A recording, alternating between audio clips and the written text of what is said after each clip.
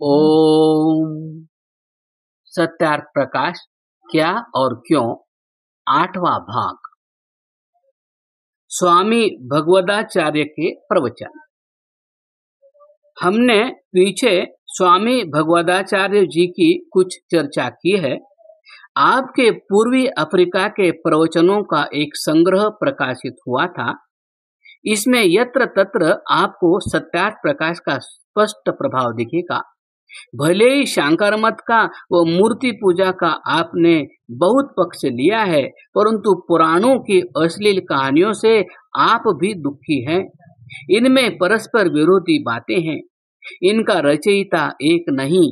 इनमें ईश्वर विषयक भ्रांत विचार है। यह सब कुछ आपने लिखा है। घंटे घंटियां बंद करने की भी आपने बात कही है।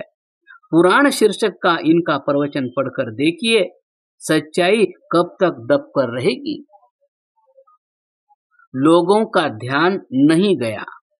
सत्यार्थ प्रकाश ने भारतीय जनमानस में मातृभूमि का प्यार जगाया, जन्मभूमि व पूर्वजों के प्रति आस्था पैदा की, जातीय स्वाभिमान को पैदा किया। एकादश समोल्लास की अनुभूमिका ने भारतीयों की हीन भावना को भगाया।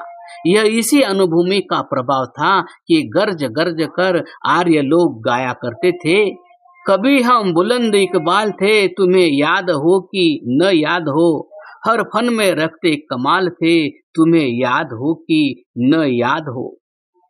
सत्यार्थ प्रकाश ने देशवासियों को स्वराज्य का मंत्र दिया। सत्यार्थ प्रकाश की भूमिका की समाप्ति पर ऋषि उदयपुर न लिखकर महाराणा जी का उदयपुर लिखते हैं। यह तो एक परंपरा ही नई है। ऐसा लिखकर ऋषि ने साहित्य को एक नई विधा दे दी। यह एक निराली सूझ का परिचायक है।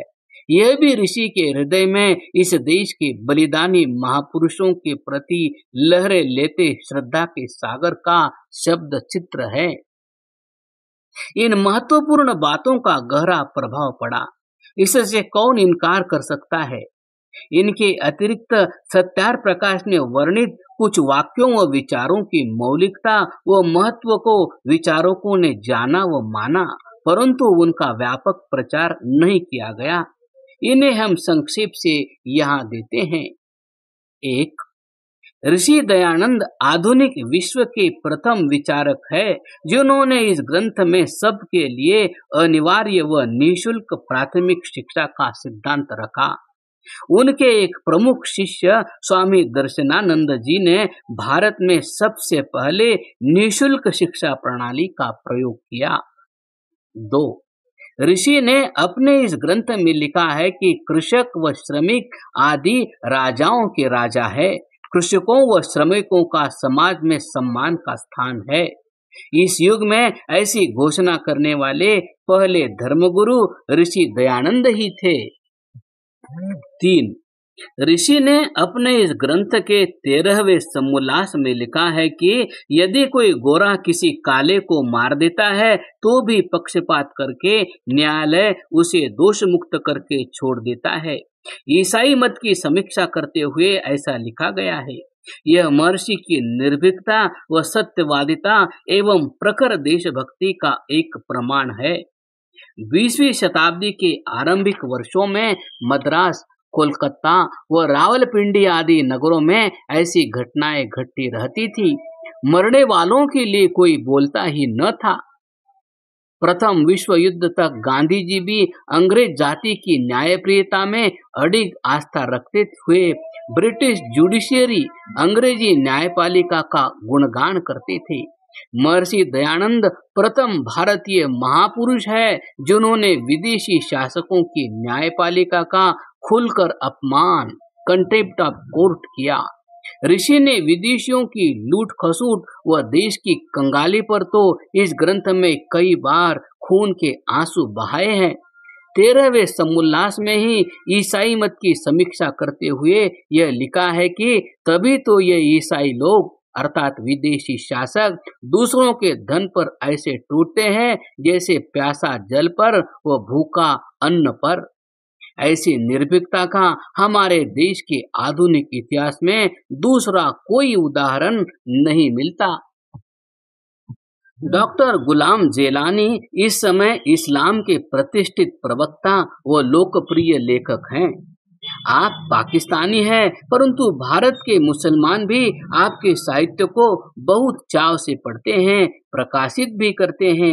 आपके साहित्य व सोच पर महर्षि के इस ग्रंथ का प्रभाव कितना है, इसे जानने के लिए पाठक उनके साहित्य का अवश्य अवलोकन करें। हम यहाँ उनके कुछ विचारों को संक्षेप से देने का यत्न करेंगे। ईश्वर दयालु भी और न्यायकारी भी। वह परमात्मा न्यायकारी भी है और दयालु भी। एक मुर्दे को क्या पता कि भलाई किस बला का नाम है तथा दया व न्याय का प्रयोजन क्या है। वेद में एकेश्वरवाद। वेदों में मूर्ति पूजा का कहीं उल्लेख नहीं। वेदों का विशेष सिद्धांत एकेश्वरवाद है। इसमें ईश्वरेतर किसी की पूजा का वर्णन नहीं। देवता कौन? वेद, गीता व हिंदुओं के अन्य धर्म ग्रंथों में देवताओं से अभिप्राय फरिश्ते, बड़े पितर, माता पिता, मार्गदर्शक, राजा व विद्वान है, और पूजा से अभिप्राय सम्मान व सेवा, आज्ञा पालन। राजा एक देव है। इससे स्पष्ट है कि लेखक जिन्नों व फरिश्तों को भी मनुष्येतर योनि नहीं मानता। हदीसों, पुराणों व साखियों की मान्यता घटी। महर्षि के इस ग्रंथ से शिक्षा पाकर मुसलमानों में अनेक मूर्धन्य विद्वानों ने हदीसों को अविश्वसनीय घोषित करके उनसे पिंड छुड़ा लिया है। 1-2 जून 1915 को जबलपुर में आर्यों के साथ शास्त्रार्थ के समय मौलाना सनाउल्लाह जी ने हदीसों से पल्ला झाड़ लिया। इस पर कई मुस्लिम उलेमा भी घोर आपत्ति की।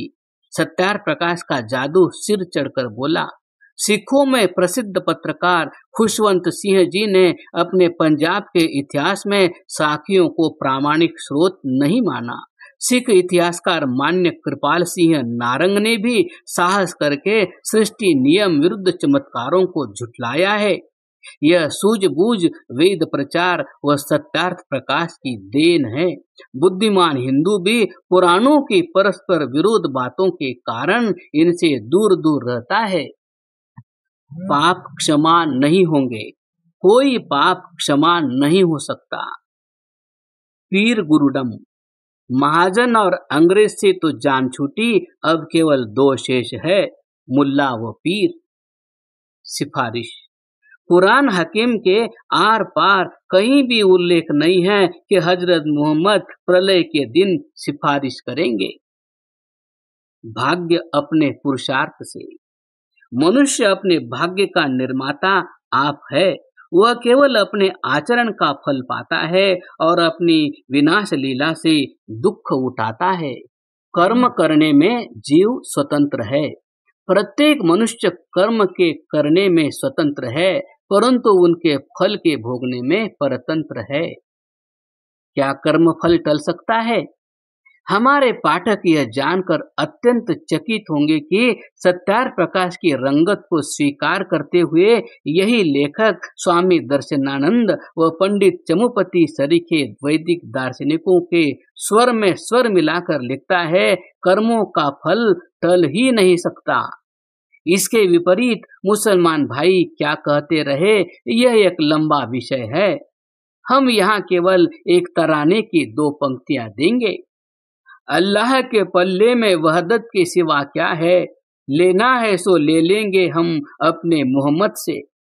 अर्थात अल्लाह के पास एकत्व वननेस के सिवा रखा ही क्या है।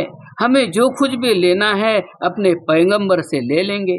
ईश्वर का धन्यवाद जो अब वे समझ रहे हैं कि बिना कर्म के कुछ भी प्राप्त होने वाला नहीं। पैगंबर इसमें क्या कर सकता है। एक और पद्य मोमिन गाते फिरते हैं। महराज में हक ने नबी से कहा, तू और नहीं मैं और नहीं, उम्मत को मैंने बख्श दिया, तू और नहीं मैं और नहीं। देखने व विचारने योग्य तथ्य तो यह है कि सत्यार प्रकाश का खंडन करते हुए हक प्रकाश में मौलाना सन्नाउल्लाह जी ने 1 से अधिक बार पापों की क्षमा करने का ढोल पीटा है। मौलाना सनाउल्लाह सिफारिश की वकालत करते करते लिखते हैं, यह कहना सर्वथा उचित है कि किसी की सिफारिश कबूल न होगी। क्रमशः